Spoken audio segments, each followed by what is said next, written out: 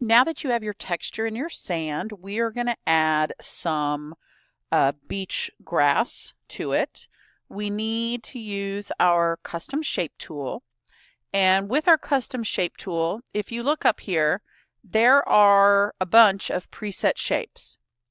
If you look here at the gear, there are some more sets of shapes that we can load in that list. We want to go ahead and load animals. And we don't want to click OK because OK gets rid of everything that's already there. We want to hit append so that it adds it to the bottom. Okay? And then we're also going to add nature, and we're going to append that as well. So we're going to start with our nature. And if we go to the bottom, you'll see some shapes of some grass. I want to go ahead and choose this one. It is called Grass 2. And I want to choose the dark green color. So I'm going to go to my swatches, and I don't remember where dark green was. Darker green. Where is dark green? There's dark green right there. So dark green is what I'm going to use. You'll notice that when I click, it asks me what size I want. So for this first one, I'm just going to say 25 pixels.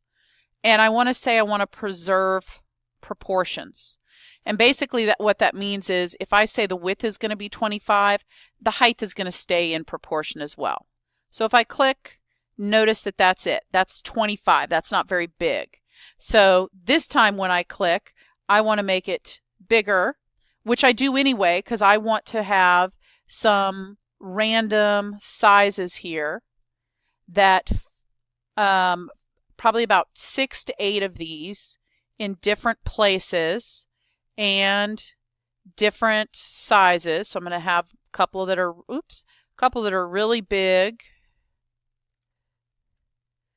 and try not to have them completely overlapping like how I've had it so far. Let me undo that one.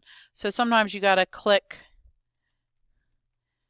There we go. And I'm going to do one that is about, I'm going to say 75, right about there.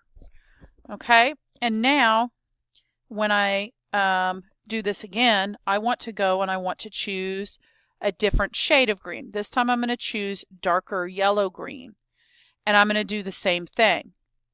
Okay, so 75, 200, 50. Okay, and again, we're just kind of shooting some random ones around.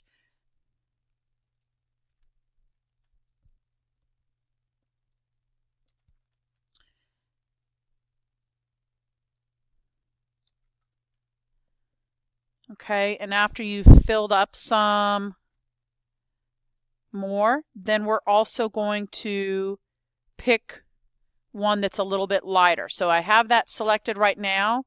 I'm going to just come up over here a little bit. Okay, and now I can choose some more. And I'll go ahead and throw in some,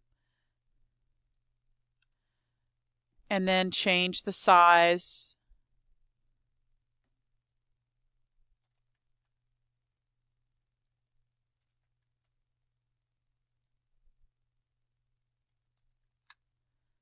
So that there are different ones all over.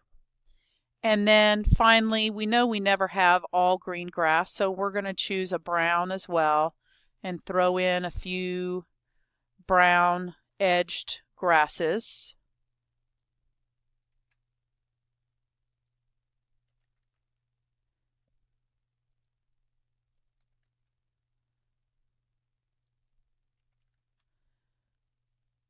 And it's not going to fill.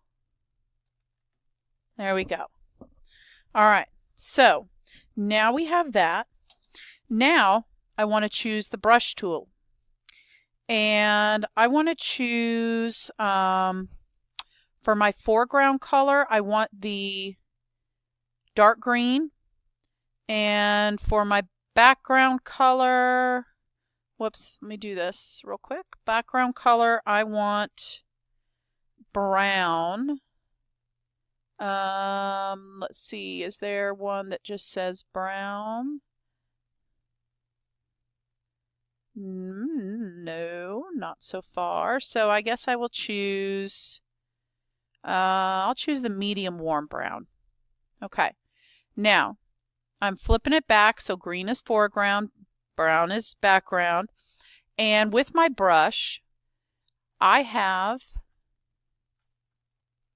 okay, so finding the grass brush, and notice that we have like a single blade of grass here. That's the dune grass. We also have grass here that looks kind of similar to the custom shapes we just did. So I'm going to choose that. And what's nice about this is that now as we brush through, notice that when we brush, and we can give some various sizes here, notice that it gives you kind of like a mixture of colors. Everything on the spectrum between that green and that brown, it's putting here on the grass. So we don't have to create a lot of it. Again, we're not trying to fill it, but we are trying to put some there. And I'm going to leave it like that. Next, we're going to choose the soft round brush up at the top. I'm going to choose that one. And you have not used the modes here yet. These are blending modes, and you'll see that there's a drop-down list. And all of these can greatly affect what your work looks like. So for this one, I'm going to choose soft light, and I'm going to set the opacity at 70% and the flow at 50%. I'm also going to sample the color of the water, and then I want to choose something that is a little lighter, and go back to my brush. I want to choose, I'm not sure what size, I'm going to have to play with that, maybe about 75 to start off. And I want to kind of draw, and you can't see that very well, so I might need to choose a little bit lighter even. And basically I'm creating some texture in the water that's going to make it look like there's some waves. So I've got some, and again, I can change the size of it as well. And then once I do some lighter, then I'm going to go ahead and also make some darker. So I'm going to come down here, and again, you'll have to play with the size of your brush and the brush strokes that you make.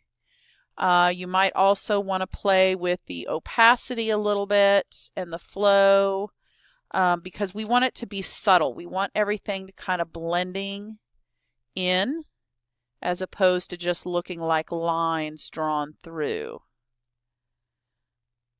Okay, so I'm going to keep that. The next thing we're going to do is we're going to create the reflection of the sun in the water. So I need to sample that yellow. That was pure yellow. I'm going to use the same soft round brush, but this time I'm going to change the mode back to normal. I'm going to start with my opacity and my flow both at 20%, but I might change that depending on how it looks. I might also change my brush size, I'm not sure. But basically I want to draw like some soft yellow down here to make it look like the sun is reflecting off the water. And if I cover up too much, then it doesn't matter whether I have opacity and flow at 20%.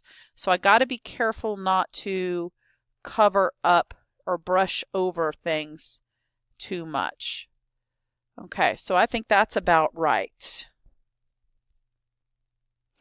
Okay, so let's choose white as our foreground color. We are going to get the soft round brush again and set our opacity and our flow at 50. And right next to that, you're going to see the ability to enable your airbrush. We are simply going to draw some white wispy clouds here on the right upper side of the screen. You can fill them in a little bit so that some areas of it are a little more solid than others. And